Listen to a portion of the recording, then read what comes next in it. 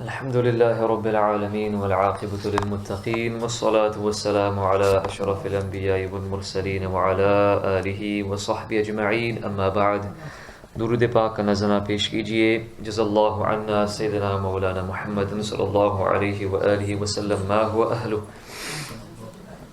آج انشاءاللہ عز و جل قرآنی مضامین پر مشتمل اس کتاب میں سے چند قرآنی مضامین آپ کے سامنے پیش کرنے کی سعادت حاصل کروں گا، اور ان سے حاصل ہونے والے اسباق بھی آپ کے سامنے پیش کیے جائیں گے۔ بسم اللہ الرحمن الرحیم۔ سیدنا موسیٰ علیہ نبینا وعلیہ السلام بچپن ہی سے فرعون کے محل میں پلے بڑھے، مگر جب جوان ہو گئے تو فرعون اور اس کی قوم قبطیوں کے مظالم دیکھ کر بیزار ہو گئے اور فرعونیوں کے خلاف آواز بلند کرنے لگے۔ اس پر فرعون اور اس کی قوم جو قبطی کہلاتے تھے، کاپٹکس، آپ کے دشمن بن گئے اور آپ فرعون کا محل بلکہ اس کا شہر چھوڑ کر اطراف میں چھپ کر رہنے لگے۔ ایک دن جب شہر والے دوپہر میں قیلولہ کر رہے تھے، سو رہے تھے، تو آپ چپکے سے شہر میں داخل ہو گئے، اور اس شہر کا نام منف تھا جو مصر کے حدود میں واقع ہے، اور منف یا منف دراصل مافا تھا جو عربی میں منف ہو گیا، اور بعض کا قول یہ ہے کہ شہر کا نام عین الشمس تھا، اور بعض مفسرین نے کہا کہ یہ شہر حابین تھا جو مصر سے 2 کوس دور ہے، یا ام خنان یا مصر تھا۔ بہرحال جب آپ اس شہر میں پہنچے تو یہ دیکھا کہ ایک شخص آپ کی قوم کا اسرائیلی اور ایک شخص فرعون کی قوم کا قبطی دونوں لڑ جھگڑ رہے ہیں۔ اسرائیلی نے حضرت موسیٰ علیہ السلام سے فریاد کر کے مدد مانگی، اس پر حضرت موسیٰ علیہ السلام نے قبطی کو ایک گھونسا مار دیا، تماچا مارا، جس سے اس کا دم نکل گیا، یعنی وہ ختم ہو گیا۔ تو اس پر آپ علیہ السلام کو بہت افسوس ہوا اور آپ خدا سے استغفار کرنے لگے۔ فرعون کی قوم کے لوگوں نے فرعون کو اطلاع دی کہ کسی اسرائیلی نے ہمارے ایک قبطی کو مار ڈالا ہے۔ اس پر فرعون نے قاتل اور گواہوں کی تلاش کا حکم دیا۔ فرعونی چاروں طرف گشت کرتے پھرتے تھے، مگر کوئی سراغ نہیں ملتا تھا۔ رات بھر صبح تک حضرت موسیٰ علیہ السلام فکر مند رہے کہ خدا جانے اس قبطی کے مارے جانے کا کیا نتیجہ نکلے گا اور اس کی قوم کے لوگ کیا کریں گے۔ دوسرے روز جب حضرت موسیٰ علیہ نبینا وعلیہ السلام کو پھر ایسا اتفاق پیش آیا کہ وہی اسرائیلی شخص جس نے ایک دن پہلے آپ سے مدد طلب کی تھی، آج پھر ایک فرعونی سے لڑ رہا تھا، تو آپ علیہ السلام نے اسرائیلی کو ڈانٹا کہ تو روز روز لوگوں سے لڑتا ہے، اپنے کو بھی پریشانی میں ڈالتا ہے اور اپنے مددگاروں کو بھی فکر میں مبتلا کرتا ہے۔ لیکن پھر حضرت موسیٰ علیہ السلام کو اسرائیل پر رحم آ گیا، اور آپ نے چاہا کہ اس کو فرعونی کے ظلم سے بچائے، چونکہ وہ لڑ رہے تھے، تو آپ نے چاہا کہ اپنے دوست، اپنے جو قوم کا آدمی ہے اسرائیلی، اس کو میں بچاؤں فرعونی کے ظلم سے۔ تو اسرائیلی بولا کہ اے موسیٰ علیہ السلام، کیا تم مجھے بھی ایسے ہی قتل کرنا چاہتے ہو جیسا کہ کل تم نے ایک آدمی کو قتل کر دیا؟ کیا تم یہی چاہتے ہو کہ زمین میں سخت گیر بنو اور اصلاح چاہتے ہی نہیں؟ اتنے میں شہر کے کنارے سے ایک آدمی دوڑتا ہوا آیا اور یہ خبر دی کہ دربار فرعون کے قبطی آپس میں آپ کے قتل کا مشورہ کر رہے ہیں، لہٰذا آپ شہر سے نکل جائیے، میں آپ کا خیر خواہ ہوں۔ تو آپ ڈرتے ہوئے شہر کے باہر نکل گئے اور اس انتظار میں رہے کہ دیکھیے اب کیا ہوتا ہے۔ پھر آپ علیہ السلام نے یہ دعا مانگی کہ اے میرے رب، مجھے ظالموں سے بچا لے۔ یہ دعا مانگ کر آپ ہجرت کر کے مدین حضرت شعیب علیہ نبینا علیہ السلام کے پاس پہنچ گئے۔ انہوں نے آپ کو پناہ دی اور پھر اپنی ایک صاحبزادی بی بی صفورہ سے آپ کا نکاح بھی کر دیا۔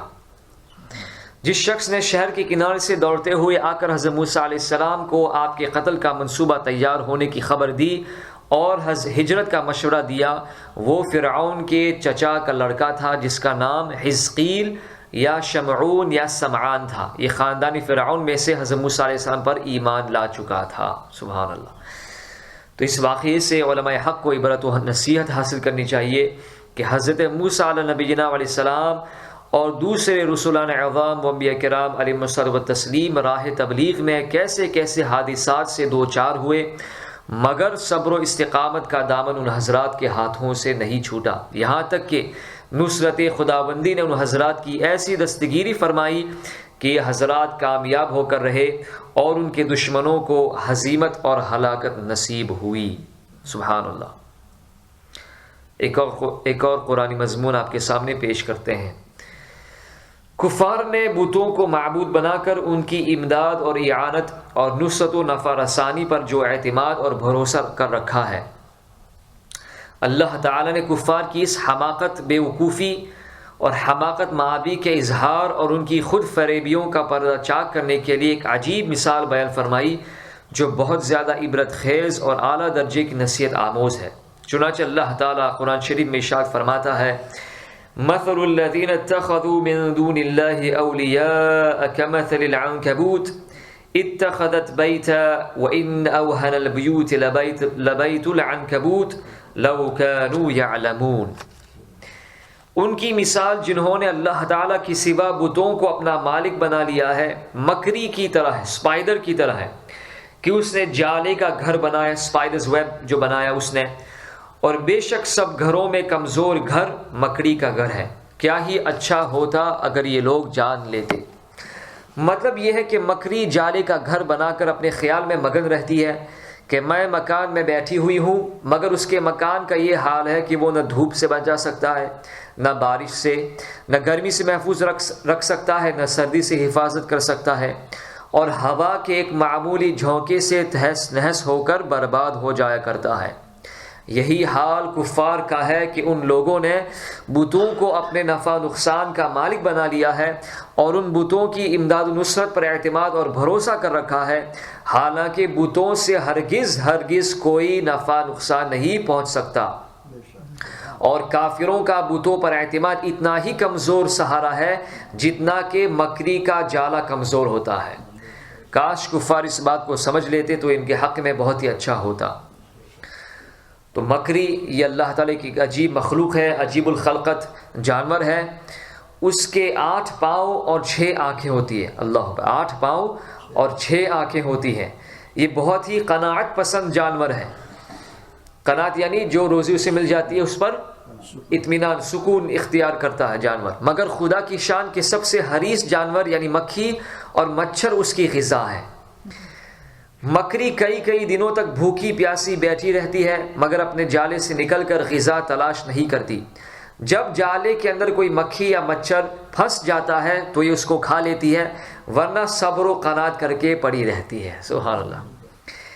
تو مکری کے فضائل میں یہ بات خاص طور پر قابل ذکر ہے کہ ہجرت کے وقت جب رسول اکرم صلی اللہ علیہ وسلم غار ثور میں تشریف فرما تھے تو مکری نے غار کے منہ پر جالا تن دیا تھا، اور آپ کو پتا ہے مکری کا گھر کتنا کمزور ہوتا ہے۔ تو اللہ تعالیٰ کی شان کہ کیسے کمزور جانور کے کمزور گھر سے نبی کریم صلی اللہ علیہ وسلم کی حفاظت فرمائی۔ یہ اللہ تعالیٰ یہ سنت الہیہ ہے کہ اللہ تعالیٰ بڑی جابر اور ظالم قوموں کو کمزور مخلوق سے تباہ کر دیتا ہے، جیسے کہ ابابیل، یہ پرند چھوٹے پرند تھے، اللہ تعالیٰ نے ان کے ذریعے یہ ابرہا کی لشکر کو، اصحاب فیل کو تہس نہس کر دیا، ہاتھی والوں کو ختم کر دیا، اور اسی طریقے سے اللہ تعالیٰ نے قارون کو مچھر کے ذریعے ختم کر دیا۔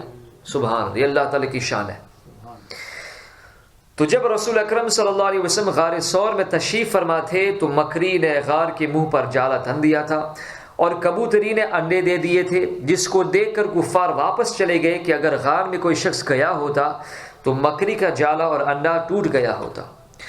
حضرت مولا علی رضی اللہ تعالیٰ عنہ وکرم اللہ وجہ کریم سے مروی ہے کہ آپ نے فرمایا کہ اپنے گھروں سے مکریوں کے جالوں کو دور کرتے رہو کہ یہ مفلسی اور ناداری کا باعث ہوتے ہیں۔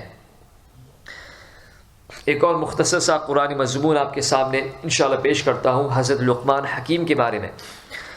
سید لقمان رضی اللہ تعالیٰ عنہ کی مدح و ثنا اور ان کی بعض نصیحتوں کا تذکرہ قرآن شریف میں بڑی عظمت و شان کے ساتھ بیان کیا گیا ہے، اور انہی کے نام پر قرآن شریف کی ایک سورت کا نام سورہ لقمان رکھا گیا ہے۔ محمد ابن اسحاق صاحب مغازی نے ان کا نسب نامہ اس طرح بیان کیا ہے، لقمان بن باعور بن باحور بن تارخ۔ یہ تارخ وہی ہیں جو حضرت ابراہیم خلیل اللہ علیہ نبی علیہ السلام کے والد ہیں، اور بعض یہ موحد تارخ جو حضرت ابراہیم السلام کے والد بزرگوار تھے، یہ اللہ تعالیٰ کو ایک ماننے والے تھے۔ بعض لوگوں نے جہالت کی بنیاد پر حضرت ابراہیم السلام کے والد کو معاذ اللہ کافر کہا ہے۔ آزر، یہ آزر کا جو لفظ قرآن میں آیا ہے وَإِذْ قَالَ إِبْرَاهِيمُ لِأَبِيهِ آزر، یہ ابی سے مراد چاچا ہے نہ کہ والد۔ بعض مورخین نے فرمایا کہ آپ حضرت ایوب علیہ نبینا علیہ السلام کے بھانجے تھے، اور بعض کا قول ہے کہ آپ حضرت ایوب علیہ السلام کے خالہ زاد بھائی تھے۔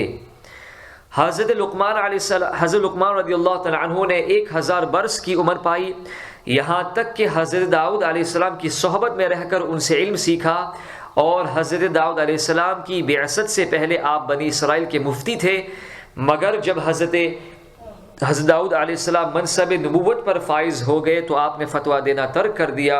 اور بعض کتابوں میں لکھا ہے کہ حضرت لقمان نے فرمایا کہ میں نے 4000 نبیوں کی خدمت میں حاضری دی ہے، اور ان پیغمبروں کے مقدس کلاموں میں سے 8 باتوں کو میں نے چن کر یاد کر لیا ہے۔ سبحان اللہ۔ جو یہ ہے پہلی بات کہ جب تم نماز پڑھو، جب تم نماز کے لیے کھڑے ہو جاؤ، جب تم نماز میں ہو تو اپنے دل کی حفاظت کرو، پوری کوشش کرو کہ توجہ کے ساتھ اپنی نماز کو ادا کرو۔ جب تم کھانا کھاؤ تو اپنے حلق کی حفاظت کرو۔ جب تم کسی غیر کے مکان میں رہو تو اپنی آنکھوں کی حفاظت کرو۔ جب تم لوگوں کی مجلس میں رہو تو اپنی زبان کی حفاظت رکھو۔ اللہ تعالیٰ کو ہمیشہ یاد رکھو، اور اپنی موت کو ہمیشہ یاد کرتے رہا کرو۔ اپنے احسانوں کو بھلا دو، دوسروں کے ظلم کو فراموش کر دو۔ حضرت عکرمہ اور امام شعبی کے سوا جمہور علماء کا یہی قول ہے کہ آپ نبی نہیں تھے بلکہ آپ حکیم تھے، یعنی اللہ تعالیٰ نے جن کو حکمت عطا فرمائی تھی۔ بنی اسرائیل کے نہایت ہی بلند مرتبہ صاحب ایمان اور بہت ہی نامور مرد صالح تھے، اور اللہ تعالیٰ نے آپ کی سینے کو حکمتوں کا خزینہ بنا دیا تھا۔ اللہ تعالیٰ ارشاد فرماتا ہے وَلَقَدْ آتَيْنَا لُقْمَانَ الْحِكْمَةَ أَنِ اشْكُرْ لِلَّهِ وَمَنْ يَشْكُرُ فَإِنَّمَا يَشْكُرُ لِنَفْسِهِ وَمَنْ كَفَرَ فَإِنَّ اللَّهَ غَنِيٌّ حَمِيدٌ۔ بے شک ہم نے لقمان کو حکمت عطا فرمائی کہ اللہ تعالیٰ کا شکر کر، اور جو شکر کرے وہ اپنے بھلے کے لیے شکر کرتا ہے، اور جو ناشکری کرے تو بے شک اللہ بے پرواہ ہے، تعریف کیا ہوا ہے۔ حضرت لقمان عمر بھر لوگوں کو نصیحت فرماتے رہے۔ تفسیر فتح الرحمن میں ہے کہ آپ کی قبر مقام سرفند میں ہے جو رملہ کے قریب ہے، فلسطین میں غالباً۔ اور حضرت قتادہ کا قول ہے کہ آپ کی قبر رملہ میں مسجد اور بازار کے درمیان میں ہے، اور اس جگہ 70 انبیاء علیہ السلام بھی مدفون ہیں، آرام فرما ہے، سبحان اللہ، جن کو آپ کے بعد یہودیوں نے بیت المقدس سے نکال دیا تھا، اور یہ لوگ بھوک پیاس سے تڑپ تڑپ کر وفات پا گئے تھے۔ آپ کی قبر پر ایک بلند نشان ہے، اور لوگ اس قبر کی زیارت کے لیے دور دور سے جایا کرتے ہیں، سبحان اللہ۔ تو حکمت کیا ہے؟ آخری بات آپ کے سامنے پیش کرتا ہوں۔ حکمت عقل و فہم کو کہتے ہیں، سمجھ کو کہتے ہیں، اور بعض نے کہا ہے کہ حکمت معرفت اور اصابت فی الامور کا نام ہے، یعنی تمام کاموں میں درستی اختیار کرنا، تمام کاموں کو اچھے پائے تکمیل تک پہنچانا۔ اور بعض کے نزدیک حکمت ایک ایسی چیز ہے کہ اللہ تعالیٰ جس کے دل میں یہ رکھ دیتا ہے اس کا دل روشن ہو جاتا ہے، سبحان اللہ۔ یہ مختلف اقوال ہے۔ اللہ تعالیٰ نے حضرت لقمان علیہ السلام کو نیند کی حالت میں اچانک حکمت عطا فرما دی تھی، آپ آرام فرما تھے، اور اللہ تعالیٰ آپ کے دل میں حکمت القاء فرما دی تھی۔ بہرحال نبوت کی طرح حکمت بھی ایک وہابی چیز ہے۔ کوئی شخص اپنی جد و جہد اور کسب سے حکمت حاصل نہیں کر سکتا، جس طرح کے بغیر خدا کے عطا کیے کوئی شخص اپنی کوششوں سے نبوت نہیں پا سکتا۔ یہ اور بات ہے کہ نبوت کا درجہ حکمت کے مرتبے سے بہت اعلیٰ اور بلند تر ہے۔ حضرت لقمان نے اپنے فرزند کو، جن کا نام انعام تھا، چند نصیحتیں فرمائی ہیں، جن کا ذکر قرآن شریف کی سورہ لقمان میں ہے، اور ان کے علاوہ اور بھی بہت ساری دوسری نصیحتیں آپ نے فرمائی ہیں جو تفاسیر کی کتابوں میں مذکور ہیں۔ مشہور ہے کہ آپ درزی کا پیشہ کرتے تھے، اور بعض نے کہا کہ آپ بکریاں چراتے تھے۔ چنانچہ ایک مرتبہ آپ حکمت کی باتیں بیان کر رہے تھے تو کسی نے کہا کہ کیا تم فلاں چرواہے نہیں ہو؟ تو آپ نے فرمایا کہ کیوں نہیں، میں یقین وہی چرواہا ہوں۔ تو اس نے کہا کہ آپ حکمت کے اس مرتبے پر کس طرح فائز ہو گئے؟ تو آپ نے فرمایا کہ باتوں میں سچائی اور امانتوں کی ادائیگی اور بیکار باتوں سے پرہیز کرنے کی وجہ سے اللہ تعالیٰ نے مجھے حکمت عطا فرمائی۔ اللہ تعالیٰ ہم سب کو اس پر عمل کرنے کی توفیق عطا فرمائے۔ صلی اللہ علیہ